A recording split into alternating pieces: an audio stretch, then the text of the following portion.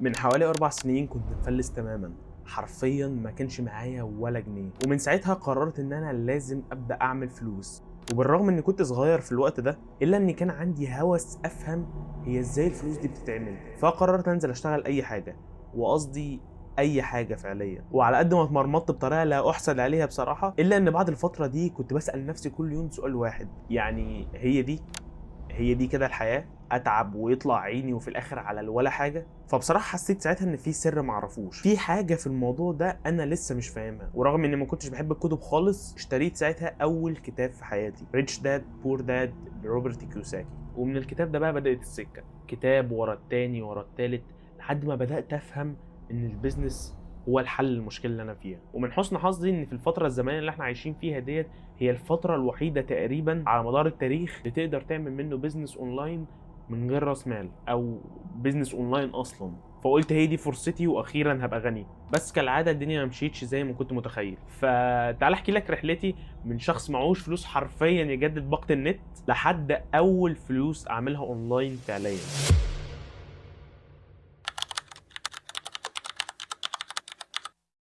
طبعا انا مش محتاج اقول لك في البدايه ان الكلام ده كله من تجربتي الشخصيه، فانا مش بضمن لك النتائج اللي انا عملتها دي انت تعملها انت كمان، بس انا بضمن لك ان فعلا الطرق اللي انا هكلمك فيها ديت شغاله لحد النهارده. بدايه رحلتي زي اي حد بيقلب على يوتيوب وبيدور على الفرص اللي يقدر يشوفها يبدا بيها اونلاين. في الوقت ده انا ما كانش عندي اي مهاره تاهلني ان انا ابدا اكسب فلوس. انا عايز اوضح لك الفكره اكتر، انا ما كانش معايا لابتوب اعمل عليه الشغل اصلا.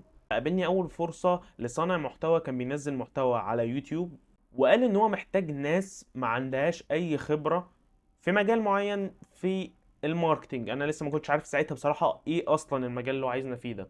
اكتشفت بعد كده ان ده نوع من الماركتينج اسمه الافليت ماركتينج، وهو ان انت بتاخد منتج او خدمه حرفيا هي مش بتاعتك، بس انت بتقدر تسوق لها او بتشوف طريقه تسوق لها بيها، وتقدر تبيعها وتاخد من عليها كوميشن. فاللي حصل بكل بساطة ان هو الشخص ده كان محتاج عدد كبير جدا يلمهم، بحيث ان هو يبداوا ينزلوا كونتنت على تيك توك وانستجرام، ونبدا ان احنا ناخد منه كوميشن بعد كده. طيب ما جميل يا عم محمد، جات لك فرصة، يعني ما تجيش لحد من البداية كده؟ لا استنى، الموضوع مش بسيط خالص. عايزك تفتكر ان انا في وقت زي ده انا ما عنديش اي خبرة، انا ما اعرفش اي حاجة، ما اعرفش ايه الماركتنج اصلا. يا دوبك لسه كنت بقرا كام كتاب وعارف اساسيات، لكن انا حرفيا ما كنتش عارف انا بعمل ايه اصلا. بس قلت بصراحة هي مش حجج بقى، انا مش هقعد اقول اي اعذار على الفاضي، انا هقعد على الموضوع ده وهشتغل عليه لفترة طويلة، اشوف فعلا هل الموضوع ده هيجيب لي نتيجة حقيقية ولا يطلع اي كلام وخلاص. وبدأت فعلا في الموضوع وابتديت اشتغل حوالي 6 شهور. من بعد الموضوع ده ابتديت كل يوم انزل كونتنت، اقعد اقصها واعمل لها مونتاج وابتدي انزلها على التيك توك والانستجرام زي ما قلت لك. بعد 6 شهور اخيرا برضه ما عملتش فلوس. ده كان طبيعي جدا لان انا ما كنتش عارف ايه اصلا نوع الكونتنت اللي انا المفروض انزله علشان يجيب لي مبيعات اصلا للشخص ده. والشخص ده كده كده كان مستفاد في الوقت ده، ان هو حتى لو انا ما جبتلوش مبيعات فانا بعمل له شهرة وشو والكلام ده.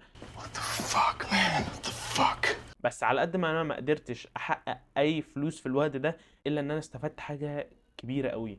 كونتنت على السوشيال ميديا حرفيا دلوقتي ممكن ينقلك مكان تاني خالص.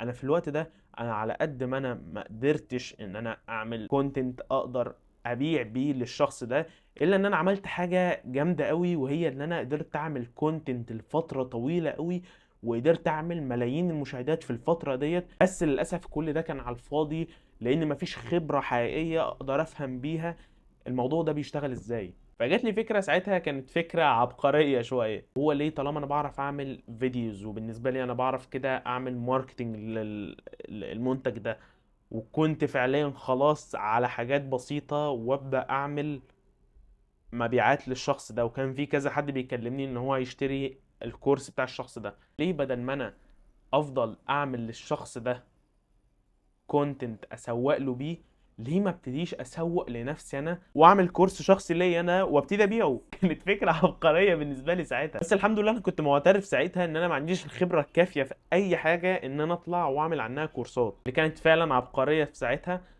ان انا ابدا اشوف مقدمين كورسات او ناس اكسبرتس في مجال معين ويبداوا يعملوا كورسات، وابدا اعرضها انا على المنصه اللي هي تكون خاصه بيا، وابتدي انا اديهم كوميشن من اي حاجه هتتعرض على المنصه عندنا. وبالفعل بدات في الموضوع ده، وقعدت 9 شهور كاملين شغال فيهم على المنصة ديت، يوم ورا التاني، ايام حرفيا ما كنتش بنام فيها من الشغل والتعب. ولو انت متابع هنا من زمان اكيد ممكن تكون سمعت عن حاجة زي كده. كان الهدف من المنصة ديت ان هي تاخدك من شخص ما تعرفش اي حاجة عن البيزنس الاونلاين او الشغل الاونلاين عموما، وتبتدي تمر بيها وتتعلم كل المهارات اللي انت محتاجها علشان تبقى جاهز لسوق العمل او للشغل عموما. ابتديت ساعتها اعمل المنصة، وعملت الويب سايت، وعملت السوشيال ميديا بتاعتنا، وابتديت انزل في الكونتنت. بس برضو كنت عند نفس النقطة اللي انا ما كنتش عارفها، لان انا ما كنتش عارف ساعتها كتير في الماركتينج اللي يخليني اقدر افهم الكونتنت ده ممكن يبيع ازاي. بس احسن حاجه انا عملتها في الفتره ديت ان انا ما فضلتش قاعد مكاني. انا في خلال الفتره ديت اللي هي ال9 شهور اللي انا ببني فيها المنصه ديت، انا فضلت قاعد بدور وبجرب في حاجات تانية، لان يمكن اطلع غلطان زي ما كنت غلطان في الاول على موضوع الافليت ماركتنج، ان انا كنت فاكر ان هي احسن حاجه انا اشتغل فيها، بس ما طلعتش كده خالص. بعد 9 شهور من الشغل والشغل والشغل والشغل، قررنا ان احنا نوقف شغل على المنصه ديت، لان انا ما كنتش لوحدي شغال على المنصه دي. وطبعا مش محتاج اقول لك ان انا بعد كل ده ما عملتش ولا دولار من بيع الكورس ده. ما اكدبش عليك، انا وصلت ساعتها في حاله من الاحباط، ان انا مش عارف ليه ده بيحصل. يعني ايه المشكلة اللي انا مش عارف اوصل لها، اللي مخلياني لحد النهاردة انا عارف كل حاجة، وريت في كل الحاجة اللي انا بعملها، وعارف ان انا فعلا الحاجة اللي انا بعملها دي هي اللي بتجيب النتائج، بس انا مش قادر اوصل للنتيجة، مش قادر اعمل منها فلوس برضو. انت بتتكلم بعد كونك شخص عمرك ما بدأت في اي شغل حقيقي في حياتك، بقيت داخل في حوالي سنة ونص ما بتاخدش بريك، ما بتاخدش راحة، ما بتعملش اي حاجة غير ان انت بس شغال. بس من هنا ابتديت افتكر الحاجات الاساسية المفروض اي حد داخل يشتغل عموما لازم يكون عارفها، وهي ان انت لازم تكون مؤمن بنفسك، ولازم تكون عارف ان انت في رحلتك هتواجهك صعوبات مرة واتنين وتلاتة وعشرة، ولو استسلمت من اول او تاني مرة انت بتبقى عامل زي اللي فضل يحفر لاخر الطريق، وقبل ما يوصل للذهب على طول ساب المكان ده ومشي. انا كنت شايف ان انا بعمل كل حاجة صح، بس انا برضو مش قادر اوصل للنتيجة. بس بشكل ما ساعتها قررت ان انا لازم اكمل مهما كان اللي بيحصل، ومهما كان اي حاجة هتحصل، لان انا ما قداميش اختيار غير كده. فاكر بقى ان انا قلت في ال9 شهور الاخيرة اللي انا كنت شغال فيها على المنصة ديت ان انا فضلت اتعلم في حاجات جديدة، وان انا فضلت ادور في حاجات جديدة. الحاجات دي كان دورها ان هي تفيدني في الوقت ده. فدي تعرف ان احسن حاجة انت ممكن تبتدي فيها تعمل منها فلوس حقيقية هي السيرفيس بيزد بيزنس، البيزنس القائم على تقديم الخدمات. فابتديت ساعتها اشوف ايه اكتر حاجة انا حاسس ان انا استفدتها في خلال الفترة الاخيرة دي، وجاهز ان انا اقدمها على شكل خدمة، او على الاقل لما ادخل واجيب حد يشتغل معايا اكون انا فاهم هو بيعمل ايه. في الفترة دي كنت حاسس ان اكتر حاجة لمستني في الموضوع ده هي المونتاج. وفي خلال اول شهر من الشغل قدرت اعمل اول بيعة ليا. انت مش متخيل الاحساس ساعتها كان عامل ازاي. بعد الفترة الطويلة قوي اللي انا بقيت بشتغل بيها، عملت اخيرا اول بيعة، بالرغم ان هي كانت بيعة عبيطة جدا وما كانش رقم يعتبر خالص ساعتها. بس احساس ان انا بدأت فعلا اعمل فلوس اونلاين اخيرا، الحاجة اللي انا كنت فقدت الامل فيها اخيرا اتحققت. فكرة اساسا ان انت كنت تبقى قاعد في البيت من الموبايل او من اي حاجه، وقدرت تعمل بيعها وقدرت تجيب منها فلوس، دي ساعتها كانت حاجه كبيره قوي بالنسبه لي. ما كنتش مستوعب ان الموضوع ده فعلا ممكن يشتغل. ومن ساعتها ابتديت اوصل لعميل تاني وتالت ورابع وخامس، ابتديت اطور من الشغل بتاعي بشكل اكبر، اشوف ناس بتعمل شغل بشكل احسن. بصراحة أنا ما كنتش متخيل يعني، مهما كنت حاولت إني أتخيل إن الموضوع ده ممكن يحصل، ما كنتش برضه عمري أتخيله بالطريقة دي. مفيش وقت أساسا أتنفس حتى، وعشان طبعا أعرف أنظم الموضوع بين دراستي وبين الشغل وحياتي بقى عامة من تمرين ومش عارف إيه. طبعا ده بياخد وقت كبير كمان، وعندي عملاء وبتاع وناس شغالة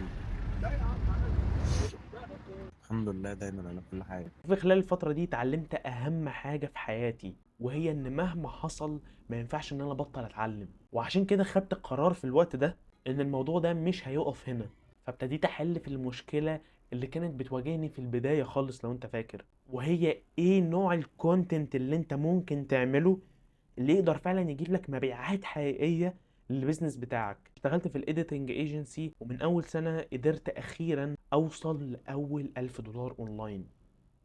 يا إلهي، ممكن تكون متخيل ان في خلال سنة كاملة انت محققتش غير $1000؟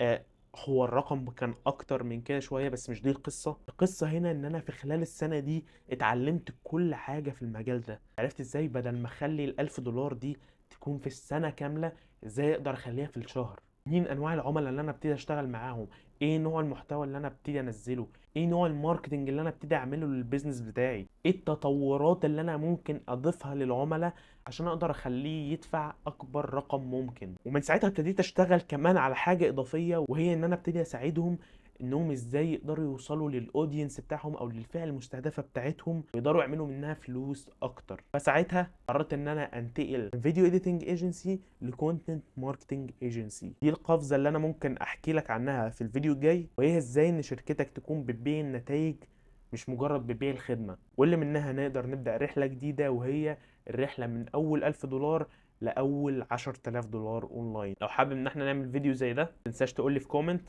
وهبتدي أقولك إيه الخطوات اللي أنا ابتديت أسكيل بيها البيزنس بتاعي وأقدر أعمل منه فلوس أكتر، بالرغم إن هم حرفيا نفس الخدمات. الرحلة هيكون فيها عقبات كتير قوي وشغل كتير قوي، واللي أنا حكيته لك النهاردة ده ما هو إلا جزء صغير جدا من المعاناة اللي أنت ممكن تشوفها في رحلة زي دي. بكون استفدت من حلقة النهاردة، واشوفك في الفيديو الجاي.